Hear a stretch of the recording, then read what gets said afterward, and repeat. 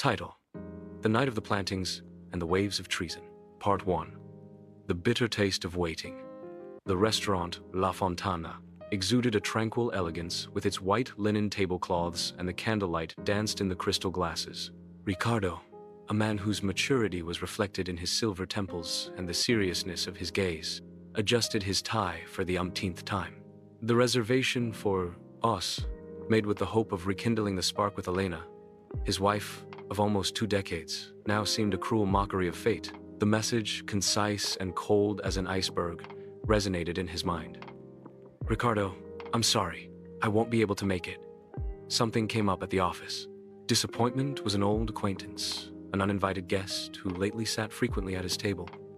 The unexpected work. Elena's rules had become a recurring excuse, a veil hiding an ever-increasing emotional distance. Ricardo sighed, asking for the bill with a lump in his throat. The loneliness, dressed formally, she embraced him amidst the discreet bustle of the restaurant. At another table, near a window offering a partial view of the illuminated fountain, Sophia quickly finished her glass of wine with a mixture of frustration and wounded pride. Her date, a promising architect who had filled her messages with flattery and promises, had vanished with a final laconic message. Sorry, Serg, something urgent. The urgency, Sophia suspected, had a name and younger curves. It was the nth time that the illusion of a new beginning crashed against the wall of male indifference. Ricardo, getting up with sudden determination, approached Sophia's table. His face, although marked by disappointment, radiated an innate courtesy. Disculpa? He notado que usted tam. One waits for someone who doesn't arrive. Sophia looked up, her dark eyes shining with resigned sadness. That's right. The charms of the digital age. My wife, confessed Ricardo, a punzada de irony in her voice. An urgency that seems to take priority over our dinner. A brief silence stretched between them, an invisible bridge built on the shared experience of desire. Sophia smiled slightly, a spark of dark humor on her lips. Do you know what? The universe seems to conspire so that 2 planted ones don't dine alone. Would you like to share my table? Or I can join. I prefer to join yours. A small, genuine smile illuminated Ricardo's face for the first time that night. I prefer to join yours. The conversation flowed unexpectedly easily. They talked about their work, of his frustrations, of the irony of finding himself in that situation. Sophia, a passionate artist with a vibrant and sometimes chaotic worldview, contrasted with the structured seriousness of our Ricardo, a businessman accustomed to control. However, on that night of shared disillusionment, they found common ground, a tacit understanding of human vulnerability. Part 2. L. As Shadows in Paradise. The pool and the hotel. Weeks later, Ricardo and Sophia met again, this time in a more relaxed atmosphere. The pool of an exclusive club to which they were both members. OS. The sun shone. The crystal clear water invited calm, but a subtle tension hung over them. Their friendship had evolved into something more, an unexpected connection born of empathy and mutual attraction. Ricardo struggled with Elena's growing coldness. Her absences had become more frequent, her explanations vaguer. Dark suspicions began to nest in his mind, fueled by small details. An unknown perfume on his clothes, cryptic messages on his phone, a constant evasion of his attempts at intimacy. Without Ricardo knowing it, Elena lived clandestine passion with Javier, a younger and more charismatic man who offered her the attention and spontaneity she felt were lost in her marriage. Their secret encounters took place in hotels. Secrets, far from familiar eyes. The excitement of the forbidden mixed with a growing guilt, a duality that consumed her from within. One afternoon, Ricardo found a hotel receipt, unknown in Elena's bag.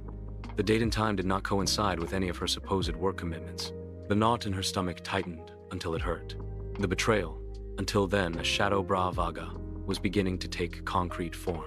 He shared his anguish with Sophia during a dinner at a restaurant overlooking the sea. The salty breeze and the sound of the waves failed to mitigate the pain in his voice. Sophia listened attentively, offering comfort and support without judgment. Her own experience of disillusionment made her especially sensitive to his suffering. Part 3. The Dance of Deception. Ione, the restaurant and the disco. Dinners between Ricardo and Sophia became more frequent, their conversations more intimate. They found refuge in each other, an understanding that transcended the simple friendship. The attraction was undeniable, although both moved cautiously, aware of recent wounds and the complexity of Ricardo's situation. One night, in a bustling restaurant while they were trying to enjoy a light dinner, Ricardo received an unexpected call. It was a mutual friend who, unaware of the situation, mentioned having seen Elena in a trendy bar with a young man, who was not him. The description matched the vague image that Ricardo had begun to form in his mind.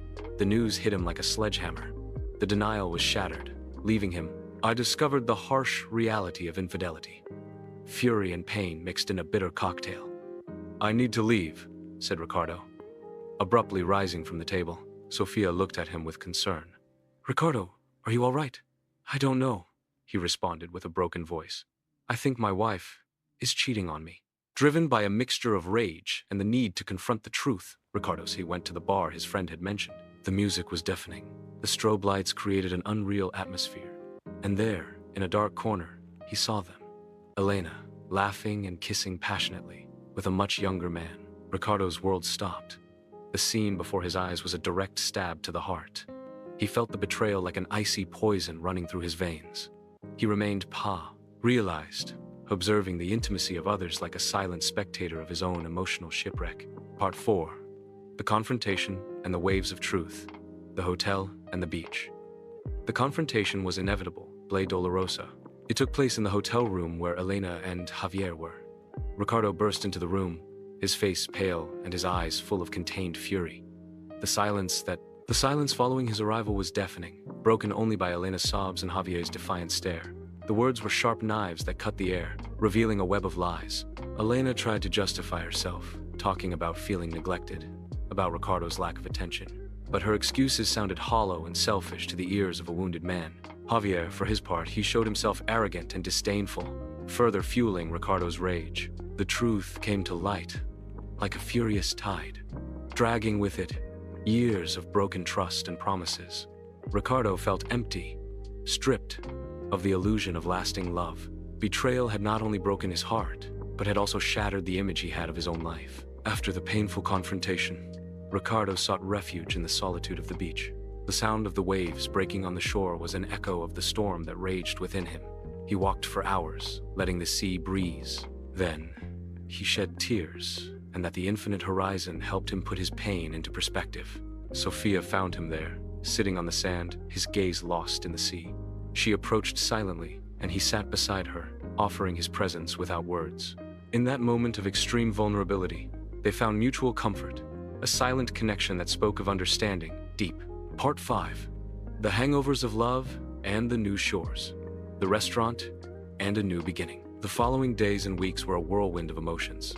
Ricardo faced the pain, the task of dismantling his marriage, dealing with the legal procedures, and the void that Elena had left in his life. Sophia became his rock, offering him unconditional support and a friendship without wax that bloomed in something deeper. They dined together again at La Fontana, the place where their improbable encounter had begun. The atmosphere was different now, charged with an intimate tranquility and a mutual understanding forged in the fire of adversity. They spoke of their futures, their hopes, and the possibility of building something new together.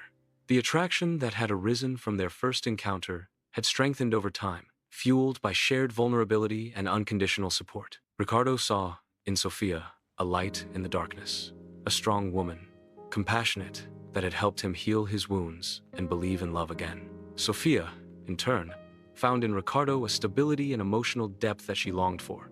Their relationship was not born. It was not of a blind passion, but of a genuine connection, built on honesty and mutual respect. They knew that the road ahead would not be without challenges, but they also knew that they wanted to walk it together. In a golden sunset on the beach, the same place that had witnessed her pain, Ricardo took Sophia's hand.